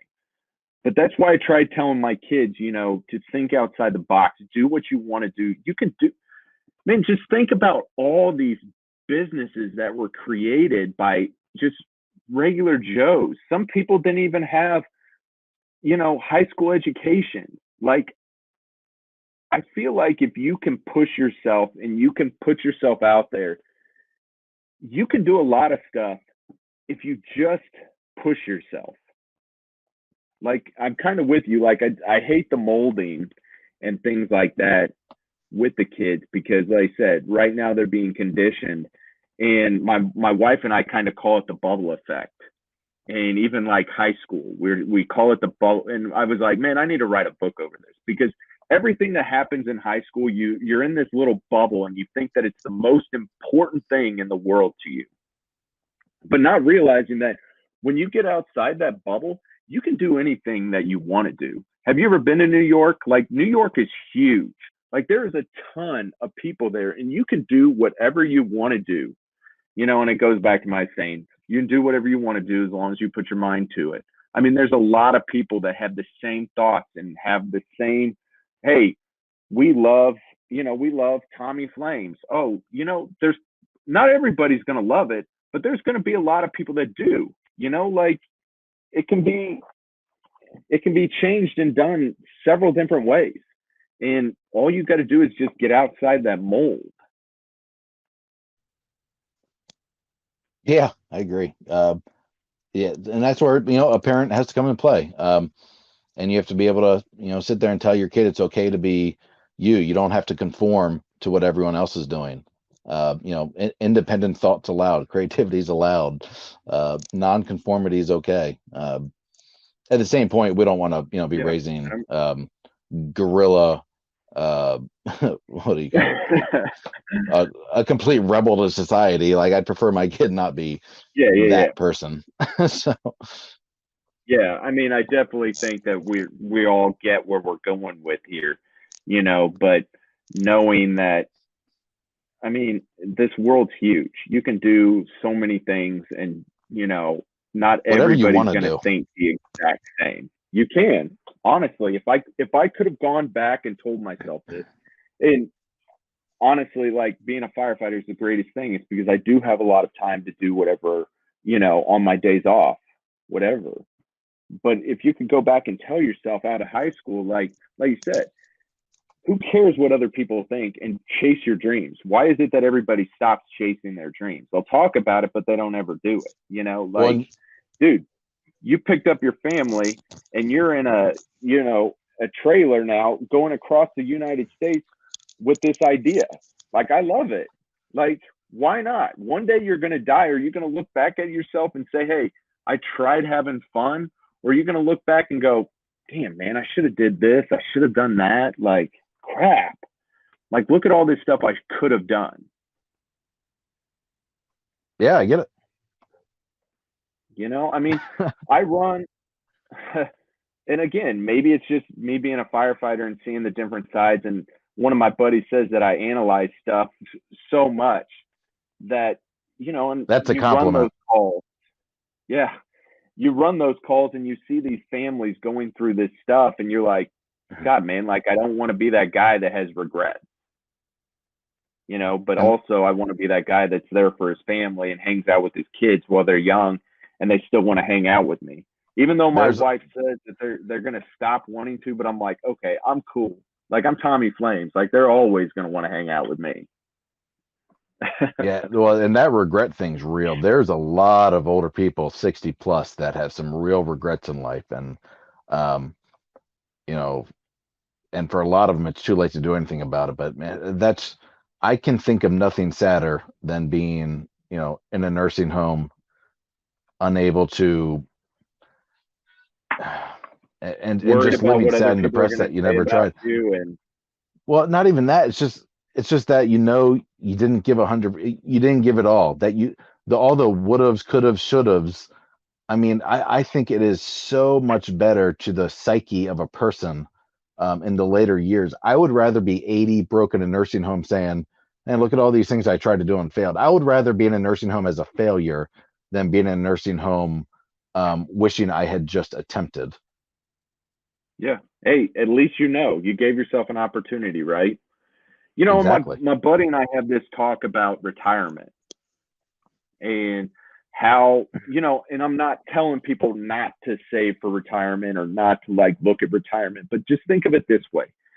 You spend all your life saving all this money for a time that, you know, why not do it while you're young? Why not push life? You're going to have, why not try to build something now that you enjoy doing for the rest of your life? Because when you retire, you're going to have to do something. My dad retired for a little bit and he was bored. He had to start doing stuff because he was just Well, yeah. bored all the So now you have different segments of the population you're talking to here. Like you and your dad, you're going to stick in 20 years at the fire department. You're going to retire. You're going to be 40, and you're going to get a government-backed pension, right? So True, it's a little true, it's a little it's a little different for people like you and that have government pensions than the small true. business It owner is. who's been doing it that needs to be stocking some away because you can't live on Social Security. You do have to have some money set aside.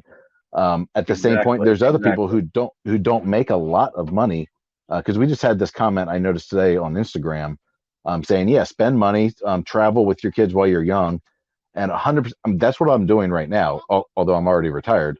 Um, I am 100% on board with that, but don't sacrifice your future. Don't spend all your money in your 20s, 30s, 40s, 50s, and then get to 60, 70 and realize, oh crap, I don't have. So I think you should be doing both. I think if it comes down to it, you need to be taking care of yourself in the future, um, and doing more Yeah, free things true, with your true, true. kids.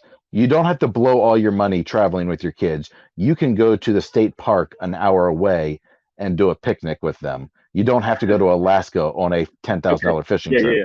Let me rewind that. Yeah, yeah. But try to build something for the future for yourself if that's what you want to do, you know. And that's kind Yes. of what I wanted to do was build something for the future. And yes, again, like I said, my situation is a little different because I do have a lot of time off. That's the great thing that I have that a lot of entrepreneurs don't, is I got the time off. I still get a paycheck, where I look at my wife and I say, man, like, some of these entrepreneurs, I think they fail because they don't have the opportunities that I have, where I Oh, still get 100%. paid.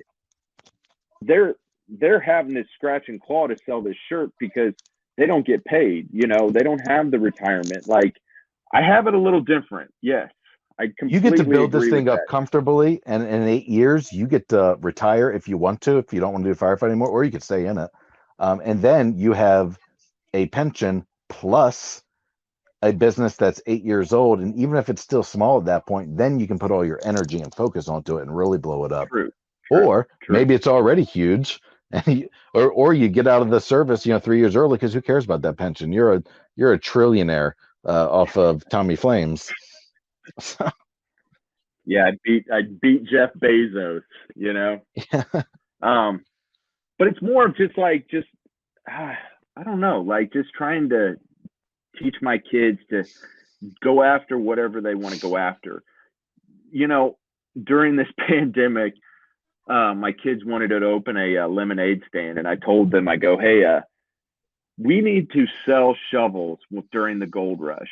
You guys need to go out there to the corner and you need to sell hand sanitizer and masks. I was like, you want to make some money? There you go. Go do that. Like, I don't know. I guess it's trying to teach them the entrepreneurship of thinking outside the box, doing what other people aren't doing. Just look for the opportunity. Things that they're not going to learn in school. Yeah. And do it while you're young, when you can live at home with your parents and start. And you know what? If you don't want to do it, and my daughter still wants to be a zoo tech or a zoo veterinarian, zoologist, whatever. If my boy wants to be an architect or build stuff, hey, that's cool. If you want to be a firefighter, be a firefighter. Like there's so many things that you can do out of here. So here's what I was told growing up, and it's always kind of stuck with me. I think it's one of the good things my dad always hammered in, was whatever you do in life, just try and be the best at it.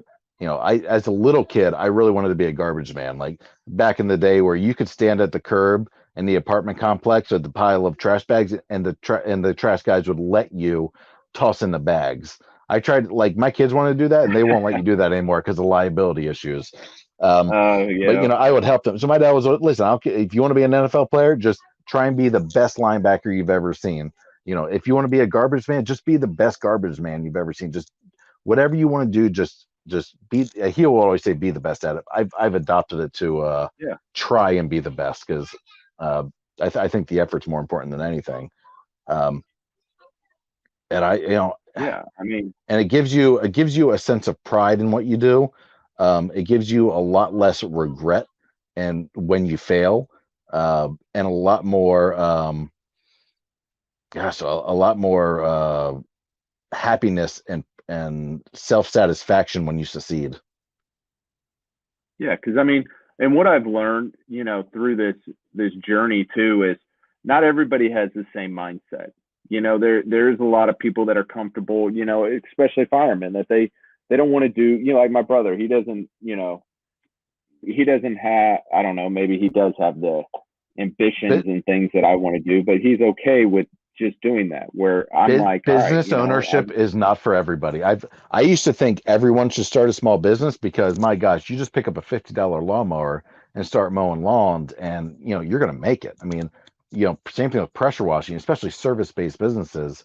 I used to think everyone should do that because it was a great way to make money and become independent and have the lifestyle most people want. I've learned that not everyone has the personality for that. Not everyone, you have a high D personality like I do. Not everyone can handle the challenges and adversity of it, because small business ownership, you go from high highs to low lows multiple times in a day. It's going to feel like the whole world's against you.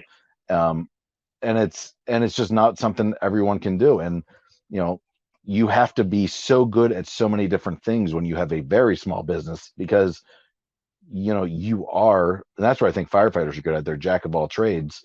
You have to know how to run the finances properly. You have to know how to do accounting. You have to know how to practically do whatever service you're doing and be good at it. You have to know how to market. You have to know how to maintain your shop and make sure the bills get paid at the same time, as as well as making sure your schedule for customers gets taken care of at the same time. You have to, every single aspect has to be done well, and you're the only one that can do it. And so I just don't think everyone's built to handle that kind of pressure. And if you are looking at, starting a business, I I love the service-based business aspect of it because, like you said, is everybody, not everybody wants their lawn mowed, but there's a lot of people out there that will pay somebody to mow their lawn and they have a problem. They want their lawn mowed. So you fix the problem. Where if you're trying to build a brand, like I said, there's problems, but it's not as easy as the problem as going to cut grass or go to power wash somebody's fence. Like, dude, you could make a lot doing off that. I know a couple landscapers that they're doing really well on. Like I said, they started cutting lawns and now they've sold that. Now they own a nursery. So I love the Yeah, and service aspect of it because well, again, and it's that there's that willingness problems to that get need fixed. that willingness to get down and dirty and do the unpopular, the unsexy, the unfun jobs to get to where you want to be.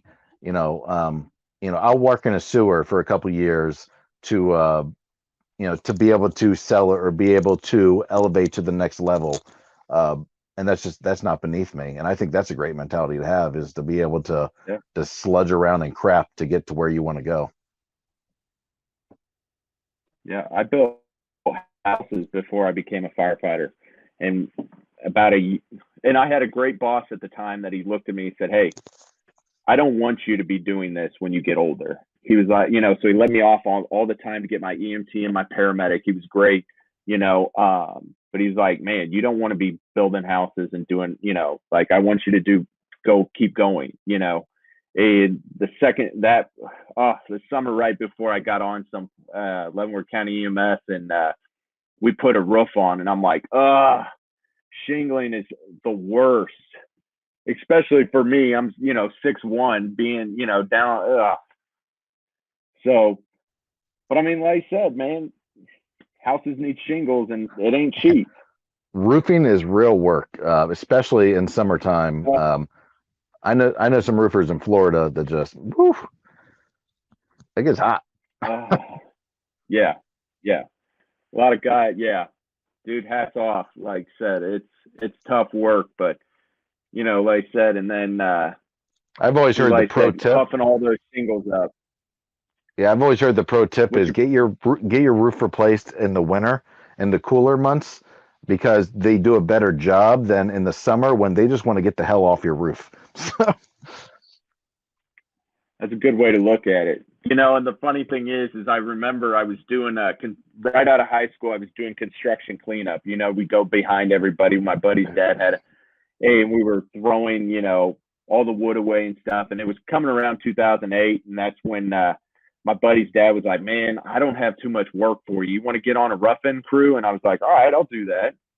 So I went and talked to the boss, and he was like, "Hey, yeah, go ahead and show up at, I think it was like 7 a.m, and we'll get you going." So, dude, I went to Home Depot and I bought my tool belt. I thought I was so cool. I got my big old rough-in hammer. I got my tape measure. I thought I was going to build a house, right?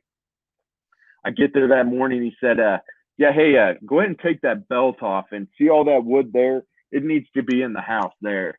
So it was like 3 months of just huffing wood around, and then finally I worked my way up. I got my own nail gun and things. So I did. it was fun, man. I did concrete and block for a summer, my freshman year of college, and yeah, that's real work in Florida in the summer of just moving blocks and mixing mud and yeah, I appreciate it.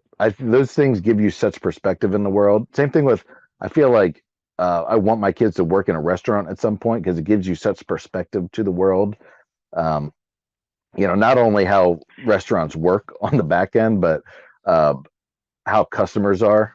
So, there's just so much you can be learned in that. In construction, I think there's so much to be learned about what real hard work is. Yeah, yeah, yeah. And like I said, I mean, in our neighborhood, they'll be building a house down the road, and I'll be like, "Oh, But I mean, dude, you do what you got to do when you're dead. Do what you got to do.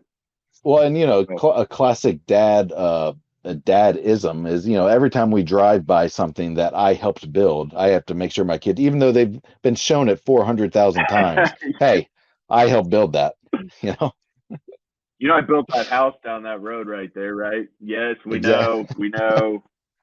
And you will, and you're going to know for the rest of your life. I'll be 85 and still saying that. Oh, and every single time you go into the hardware store and you walk by the stud finders, do you do a beep, beep, beep, beep, beep, beep, beep, beep, beep when you walk Oh, by? well, I keep them at my house just so my wife knows what she has. My wife looks at me, she's like, really? Like every time? It's like, yeah, every time. Listen, if you're not making jokes and having fun in life, what's the point? Exactly, exactly. I mean, so, but I love what you're doing, and I love, like I said, I want to pick up and do the same thing where you said you've traveled across the United States and, like I said, do It's, book signings and everything. Teach it, push it, like do what you you know, want to it's do. I fun. love it. I think the best thing we've done out of this, and so it's actually opposite of what I would have said a couple years ago. Because a couple years ago, I would have said, hey, as a dad, as a parent, put your stupid phone down and pay attention to your kids. Stop living life through your screen. And while I still believe that, I'm actually more along the lines of, hey, phones are such good cameras now. Pick your phone up and like record when your kids are being cute at the playground. Record when you go on a hike, not the entire time, but get segments of it because Yeah. especially now that I'm getting older, as of 34 years old, but now I look back and wish I had that stuff as a kid to look back on because my wife does have that because her parents recorded a lot. So they have like family videos. Um, but Oh like all God. the videos we're making of the things we do, and we edit them, we cut them down and get rid of the crap so it's not a boring video. But like we have a lot of that on our YouTube channel of things we do. But like we go back and watch that as a family, and it's that reminiscing. Um, as much fun as it is now, in 10, 20 years, especially when we have like grandkids, things like that, or we're showing their prom dates, the videos of when they're kids, and this experience we've had, like I think some Yeah. documenting and recording is huge, and it's so easy. That when you're at the playground, like videotape yourself pushing on the swings. Now like what we do is, if we're down there, I'll videotape for a couple minutes so we have that memory we were there, and then I'm actually playing with the kids. I'm not videotaping the whole time. I'm certainly not Facebooking the whole time. But You know, I think documenting and recording, even the boring aspects of your life are fun. Asking your wife to film you guys wrestling on the floor, filming picking up the screen printer, and then filming selling the screen printer, and maybe a quick interview of, yeah, this was stupid. Just so in 20 years you have that to look Parsons, back on. Kansas. Yeah. So, Dude, my wife something, is like, "Are some, you crazy?" it made sense. I followed your logic the entire way. So, You know, but I was clearing stuff off my computer so that I could start getting the next video recorded, and I came across my kids' videos from probably 3 years ago. My wife and I just sat there and we looked through all of them, and we're just like, "Oh my gosh! Like they were so small. Like look at them." and that's only And we're three looking at them years. now, and we're like, it flew by. So if So I could my tell God, dads, like enjoy the small little times, like they will be big and Oh, almost 100%. taller than your wife soon, you know? And my advice is actually record more often. And then if you have the time every once in a while, and you told me you were film editing for YouTube, so you have some editing tools. Go through those videos every once in a while and kind of condense them, because uh, it's so this is what my wife's family does is we'll go back and they'll have like a 2003 video where her Mm-hmm. dad kind of watched everything, and he has an instinct for being able to cut out the boring stuff. So you could actually pull out the 2003 video, show it to complete strangers, your neighbors or whoever, and it changes enough. You're not just watching somebody hike for 20 minutes with a shaky video, Yeah, yeah. where you have some different cuts and you just cut the important stuff out and the good stuff to where like a stranger could actually watch it, and it triggers the memories. You can reminisce, and it's actually enjoyable to watch. Um, you know, but in 10 years And it's going like to be you hard could to. keep a folder.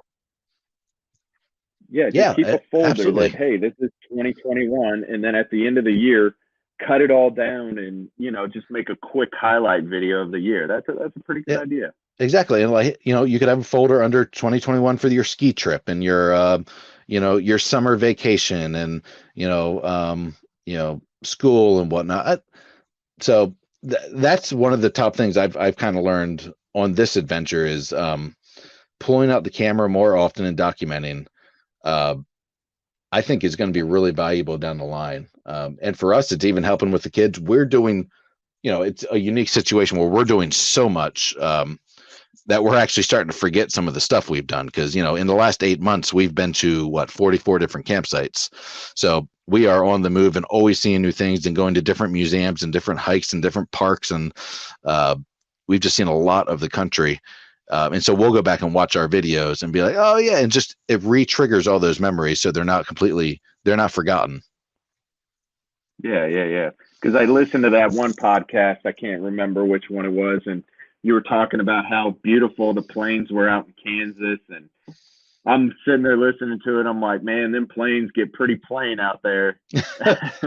So everyone, I probably said this in that podcast. Everyone says that was I-70, right?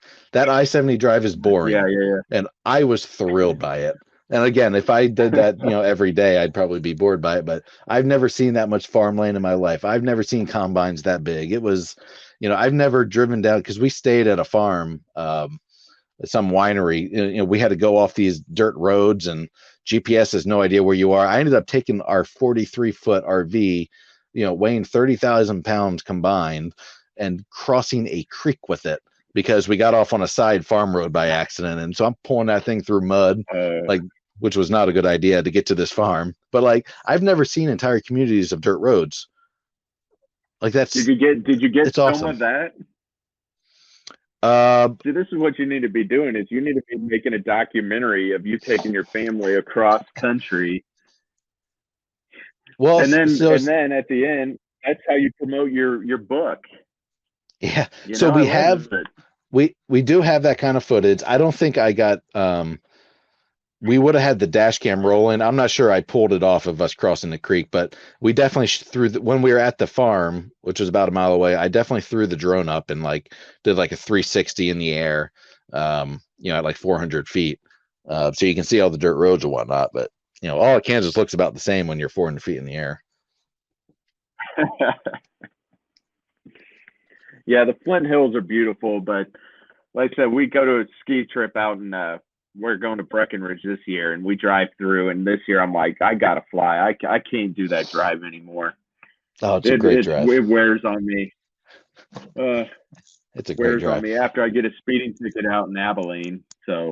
Oh, geez. So I've never had less fuel mileage than I did crossing Kansas. I guess I was pushing into a headwind, and all of a sudden I thought I had 2 days worth of fuel, and all of a sudden my alarm goes off that I have 50 miles left. I'm like, how the hell did I?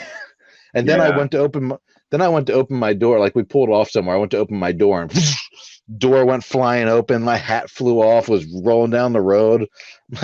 So we had gotten out because my wife heard a weird sound, and it was our mud flaps on the front wheels from the wind just being flapping all the way up and hitting the backside or the undercarriage of our. Man, that wind is strong. Yeah. So as a kid, we would drive out to Denver in my dad's big old conversion van. And like you said, as you look back at it now, my brother and I were in the back jacking around, no seatbelts on, nothing. We had a little TV down there, as we got older. But that was our vacation. Yeah, I remember those conversion vans. We never had one, but my friend did. And they had an inverter set up, and he would have video, he had those old box TVs strapped to the food table, Velcroed and strapped on with a video game system plugged in, and a series of inverters to plug in those devices. It was fun. We actually got to play video games. They had real curtains and plush seats. But the awesome thing about it is, look at what your kids get to see you doing as a grown-up, that they get this opportunity to learn, and you get all this experience to teach them, where one day if they ask you how you did it, you can tell them. Sure. Well, that and just themselves, they're going to have a very unique perspective on the world because, even as something as simple as just their education, when they learn about geography, they're going to have seen just about everything they can possibly learn in geography. When they learn about world history Yeah. or even American history, they're going to have seen the battlefields. They're going to, have seen an Indian reservation and what it's like. They're going to have seen so many museums that all this stuff's going to click better for them. And they're just going to have a perspective on the Oh, world sure. that's very unique, and I think that's going to be uh, have a very positive impact on them. And we hope this can continue, and we can continue to go over to Europe and Africa and South America. Once they're older, of course, and to have a unique world perspective. I think one of the things I've been thinking I really want to do, because I'm a little worried I'm spoiled. We're not quite spoiling them, but they're getting to live a life I certainly didn't get to live. We eat out at nice places a lot. Um, uh, but not because we're fancy. We kind of are, but because we're in all these different areas of the country, and I want to experience the cultures and the Well, yeah, foods that are unique to here. We go to a lot of museums, a lot of fun places, parks, experiences. Uh, you know, they don't hear the word no a lot like they used to, because when we were at home, it was very structured, and everything was essentially the same every day and by no means spoiled. And now it's just constantly doing new things and fun things, and I'm worried they're getting a little bratty, especially the older one, a little spoiled and entitled. And so one of the things in the future I want to do, I'm more and more convinced of it, is do like a uh, third world country mission trip, and get with the church and go over there, so that we've seen pockets of poor neighborhoods and things like that, and talk to an insane amount of homeless people. uh, and you can definitely do those things at home. If your kid's losing perspective, serving in a soup kitchen is going to give them perspective. You can go down to foster homes, help out, things like that. Probably not in a COVID world, but I want to make sure they have a perspective of how good they have it, even if they were broke in America. Haiti is a shithole. Lots of parts of Africa, hell, there's not even running water. So I think that's something we will probably do within the next 10 years is maybe spend some significant time, on a mission in a third world country, helping out, whether it's providing fresh water, building houses, one of those normal things churches do. Because I want to make sure they have that perspective as well. And I am a little bit worried about. I think it would be, it's hard with the technology and stuff that we have nowadays. Like, I feel like everything's so easy access that, I don't know, my wife and I have talked about it. And I mean, one thing that, we've always wanted to do was go, to the children's hospital and talk to the kids and show our kids that it's like, hey, you need to be happy for what you've got, because, some kids don't have the opportunities that you have, or some kids go through illnesses and stuff that, Sure, you're crying because you didn't get a piece of chocolate cake today, and this kid's over here fighting cancer. Yeah, screw you in a sense. Exactly. Yeah, but I definitely understand where you're coming at with it. Where I mean, and it is kind of cool. We do have some friends that his dad's made some pretty good decisions, and they are pretty well off. But for their birthdays and Christmases and stuff, instead of them getting gifts, they make a donation and go do stuff like that. And I always thought that was pretty cool. That hopefully to try to humbleize hey, that's a good idea. You have and things like that. So I like that. We don't by any means give our kids everything they want, but that's a really good idea. It's maybe for Christmas one year in the future. Yeah, that's a really good idea. I like that. Yeah, because you have enough. You don't need another new toy, and that's going to feel good. Yeah, exactly. I like that. I might be stealing that idea. Or like you said, or you get a bunch of toys and you take them down, the children's hospital, or something like that, where again, like sometimes you don't see it, but it actually happens all the time. And I think that's one bad thing about, our society is everybody doesn't believe some of this the stuff that goes on in this world. It's because we just all live in this happy go lucky world where it's like, hey, it ain't that easy out here. And the same point, if you're, if you're in a Brook family, I think getting over to the wealthy side of the neighborhood and seeing how other people live, so you don't just think, your whole life has to be in this one pocket of neighborhood, that there are other options and other opportunities out there. There are people who, pulled themselves up and, made something of themselves. I think it goes both ways. Definitely. I like that. All right. So like I said, if you guys want to get more, stop by the YouTube channel. It's Tommy Flames. The website is tommyflames.com. And you go on there. I've got free coloring books for the kids. Most of the videos that you can follow along, I'm trying to get it all where every video's got a coloring book to follow along. But go to the website, get your coloring book, and then get to the YouTube channel and check us out. tommyflames.com. And I'm Tommy Flames. All right. I appreciate you. Thanks for coming on.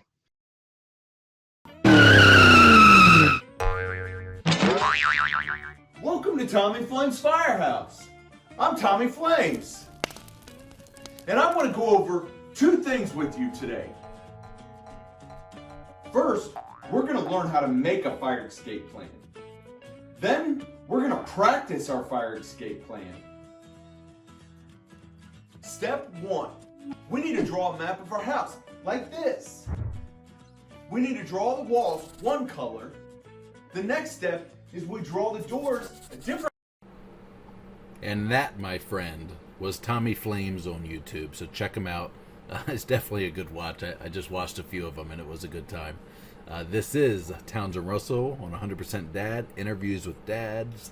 Thank you for checking us out.